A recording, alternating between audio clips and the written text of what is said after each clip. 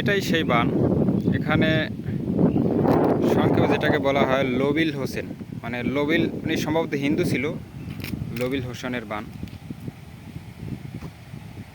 এখানে একটা ইতিহাস, বিশাল একটা রক্তাক্ত ইতিহাস। এই বাঁধটাকে ধরে রাখার জন্য, যেমন এখান থেকে,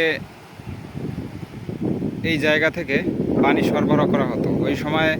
এই বাঁধটা আটকানোর জন্য একদল, মানে পাকিস্তান পিরিয়ডের ঘটনা, ওই সময় একদল লোক এখানে আসে, এই বাঁধটা দেয়।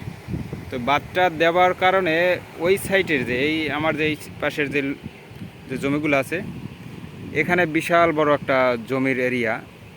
তো ওই জায়গার লোকজন তারা মিলা এখানে এসে বাঁধটা কাইটে দেয়, কারণ বাঁধটা দেওয়ার কারণে এখানে যে পানি আটকাই যায়, পানি আটকায় যাওয়ার কারণে অনেক ক্ষতি হয় ফসলের, যার কারণে এই বাঁধটা একটা সময় কাইটে দেওয়া হয়। এই পাশে বড় খাল, এই খাল থেকে পানি মানে ব্যাপকভাবে সরবরাহ হয়। যাই হোক, সংক্ষেপে এখানে মারামারি হয়, বিশাল একটা রক্তাক্ত ঘটনা ঘটে ওই সময়, আমি যেটুকু ছোটোকালে শুনছি। আর ওই সময়ের বট গাছ, এই একটা বট গাছ, আর যে ওই পাশে আর একটা বট গাছ, এই দুইটা বট গাছ প্রায় 100 বছরের কম না, দুইটা বট গাছের বয়স।